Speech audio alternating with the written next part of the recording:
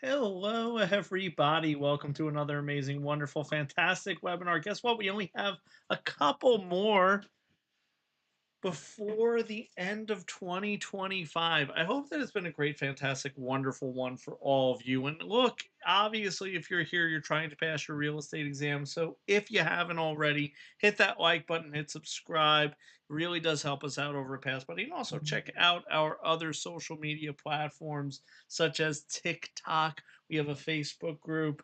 Just go type in Pass Buddy on into Facebook, and you'll see Pass Buddy Real Estate Exam Study Group. I post all the webinars that are going live, all the TikToks that we do, all the new YouTube videos that we post. So we have a lot of free material. Also, a place for you to share things with fellow students.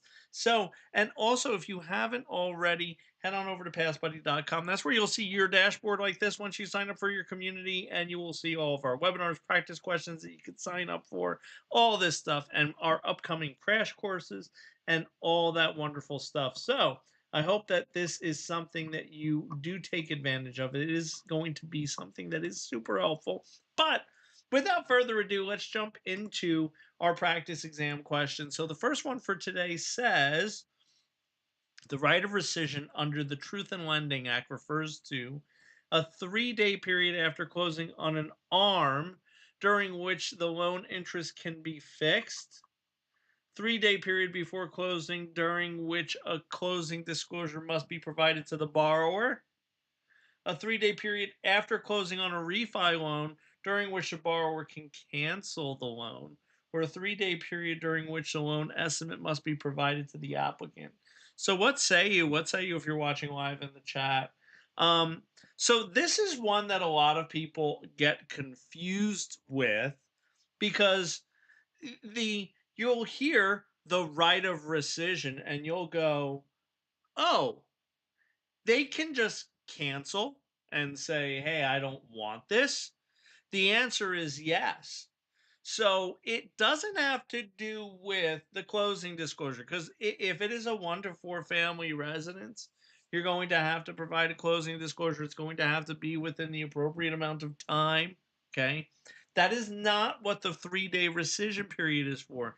That is going to be on refis. So if you're talking about a refi, okay, what happens is this, and when we're talking about refis, we're talking about equity loans, we're talking about reverse mortgages, we're talking about things where you're going to be basically taking additional money out of an existing home that you already own. Okay. So basically, your current residence is being used as collateral. And what happens is this, it's a situation where you have that right to cancel it. Now, this is why. Now, listen to what I'm going to tell you. Okay. So, in most of your states, the people who are going to be conducting the closings are going to either be one of the two. The more prevalent is going to be this, it's going to be a representative from the title company that is a notary public. Okay. They have a notary commission. So, if you want to get really good at understanding the closing documents, speak to some notaries who work as what is referred to as a signing agent. And you will get to learn all those documents that the people are signing at closing. Because I think that if you want to really understand the process and really understand, now I'm getting into the practical side of it, but I think that's important because I think that's something that you need to understand and know. So, what happens is this, it's a situation where you really want to get comfortable with the process to help your clients, to help be able to explain some things to them. Now, you don't want to over explain and become an attorney, right? But you do want to be familiar with them and be able to answer some general questions that they may have, because they have never gone through this process, more than likely. And you, as the expert, have to act as such. You have to be expert. So, that being said, let's take a look at the next question. Next question says, what happens when the sheriff's sale does not result in a high enough bid that satisfies the balance on the mortgage? The lender can obtain a deficiency judgment for the difference and hold the mortgagor personally liable. The lender must accept a short sale. The lender can cancel the sale, or the lender collects the difference from insurance. What say you? What say you in the chat? So, this is interesting. So, there's a couple different definitions we're going to learn in answering this question in regards to financing. So, the first thing that I want to ask you is this: what is a short sale, right? What is a short sale? So, does anyone know what that is? Because that's something that I think you should know, you should be aware of, right? So, a short sale, okay, is going to be when the amount that is owed on the property, as far as a loan is concerned, is less than what the sale brings. Now, there are times. So what I will tell you is this: I'm going to take it back to 2008, right? So the housing bubble burst of 2008. Um, it was, the real estate market crash. It really was that. There was a lot of short sales. Okay, there was a lot of homes that the people couldn't afford to pay them, right? And they were simply saying to the bank, "Hey, we can't afford to pay it. You have to provide a hardship. You have to say, hey, I can't continue to make these payments." And then the bank has to approve or not approve of it. Now, sometimes in certain situations, they will not approve it. Like, okay, if you're making good money, you have a solid income, okay, and you're like, hey, you know what? My house isn't worth what I owe. I want to just go ahead and sell it and let whatever it brings satisfy that loan. Well, if you're making good money, there is no hardships. In a short sale, it won't ever happen, right? Short sale won't ever happen. But in this scenario, this particular question, if it's sold at the sheriff's sale, so they have foreclosed on it, okay? They have foreclosed on it. And then after foreclosing on it, it doesn't bring enough to satisfy. Let's say the house had a $300,000 mortgage on it, right? $300,000 mortgage, and at short sale, it brings 200,000. Well, it's a situation where that would be they would file for a deficiency judgment in the amount of $100,000. Right? So that would be the situation there in regards to that. Right? So, any questions, concerns, burning desires on any of that stuff? No. So, let's take a look at the next question. Okay. A lender placed a clause in a subprime loan stating that if the loan balance was paid off before the beginning of the sixth year after closing, an additional 2 points must be paid by the borrower. This type of clause is known as an subprime mortgage clause, an acceleration clause, a prepayment penalty clause, or due on sale clause. Now, let me put a couple of caveats in this. Okay. Couple of caveats are this. Okay. They're asking you to identify what this scenario is. Okay. They're not asking you if this is legal, right? If this is allowed in your state. Okay. Here's the reason why. Because what happens is this is not legal in every state. Okay, so I want to point that out. This is not legal in every state. The reason I actually, well, several of the reasons why I know that. Number one, my home state, my current home state, New Jersey. Okay, this would be illegal. Okay, this would not be allowed. A lender would not be able to put this in there. Okay, however, is this a question that a New Jersey student might see on their real estate exam? Absolutely. Just because an activity is illegal, they still want to make sure you understand what it is, right?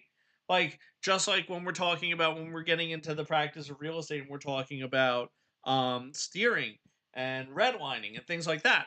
Like, those are illegal, but you have to be able to identify them. And this right here is a prepayment penalty, right?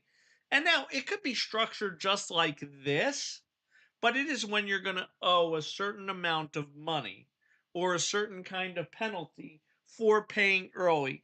It's because the lender is not getting the amount of money that they thought they would get, right? Because when they lend you money, okay, there is a certain expectation that, hey, we're going to get X amount back. Right? So what happens is when they don't get X amount back, okay, they're going to say, hey now, hey now, hey now. Uh, we didn't get $100,000 in interest, let's just say, for a round number. So we're gonna have to make sure we get something, okay? And there's usually a penalty, right? Because you're saving money on the interest, right? When you pay off a loan early, you're saving money on interest.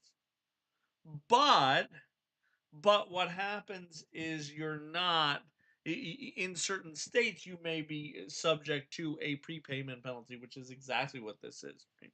So let's keep it moving, let's keep it grooving. Remember, if you're here with me live or watching on recording, hit that like button and subscribe. Also check us out over at TikTok. We're at Pass Buddy Live on TikTok. Okay. So, federal law that implemented disclosures in relation to mortgage loan transactions are referred to as TRID, RESPA disclosure, Regulation Z disclosure, or Truth in Lending disclosure, TILA. Okay. So, what say you on this one? This one's really interesting. This is going to be an interesting one to see where all of you land on this. So, type it into the chat. Tell me what you think on this particular.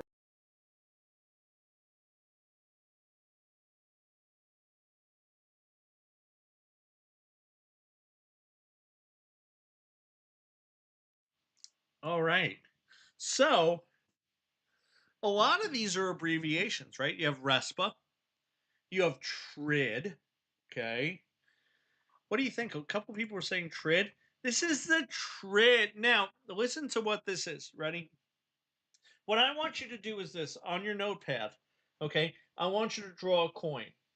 Okay. One side is heads, the other side is tails, right? So we have heads and tails. Okay. This is how I describe RESPA, TILA, all these things. This is how I describe it. Now listen to me very carefully.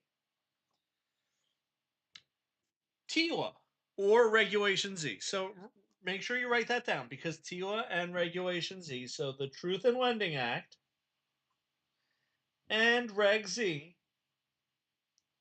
these are same, mismo, okay? Same guys, same guys, same guys, same guys, okay? It's a situation where TILA and Reg Z are going to be, okay, the same stuff. I refer to those as heads, okay? That is the lender disclosing the upfront costs of borrowing money, okay? So, like, upfront, that's like, hey, this is what we need to do. Now, RESPA or tails, right? RESPA or tails, okay, is going to handle the closing, right? So RESPA is going to be all of your third party vendors have to be truthful and honest in regards to their fees, right? Their fees. There's also rules and regulations in regards to when you have to get closing disclosures. Okay. That's all RESPA. Now, when you get that disclosure at the end, so when you get that disclosure, okay, that is TRID right there. So you're probably saying, Stu, what is TRID? So TRID is the whole coin, it's the whole shebang. It stands for the TILA RESPA integrated disclosures. Bang, bang, boogie, woogie. maybe not bang bang boogie woogie in there, but it stands for the TILA RESPA integrated disclosures, right? So that's what you're going to get when you basically like at the end of the transaction, right? It's when TILA and RESPA, right? The upfront costs to borrow money and the back end closing costs, which also, hey, guess what? Lending actually comes in on both of those, okay? Comes in on both of those. So you have TILA, which is upfront, RESPA, backend, and then it's when they integrate into one disclosure, that's when you would have TRID right there. Let's keep it moving. Let's keep it grooving, shall we? Next one says, what happens when a sheriff sale generates a bid higher than the total amount owned by the mortgagor? And the mortgagor is the owner. OR gives. The mortgage is the pledge of the real property as collateral for repayment. Hey, now, let's look at this one. It says the surplus is refunded to the highest bidder. The surplus is paid to the county general fund. The surplus is paid back to the mortgagor, or the surplus is kept by the mortgagee. What say you? So the extra, so this is a scenario where 300,000 was owed on the property, and then they said, "Oh, we got 400,000. So where does that extra 100,000 go?" This is interesting because whenever you think foreclosure, you're always like, oh, negative, bad thing, not good stuff coming from this, right? And that's fair. That's super fair. You know, I would think that, that's respectable. Okay. Situation is this: the surplus is going to be paid back to the borrower or the mortgagor. Okay. The buyer, the one who is being foreclosed on, they get the surplus, right? They get that surplus. Now, before I wrap up for today, I want to remind you that we will be still going live this week, even though it's New Year's. We have one for tomorrow. We're going to wrap up the year tomorrow. I have some crash courses that are going to be scheduled for the new year. So if you want to attend one of those are really super helpful. Those are things that are going to really help you get to where you need to be. Now, what I'm going to tell everyone is this: listen, have a great, wonderful, fantastic rest of your day. And if you haven't already, go to passbuddy.com. That's where we have all of our stuff. And I will see you all real soon. Have a great one, everybody.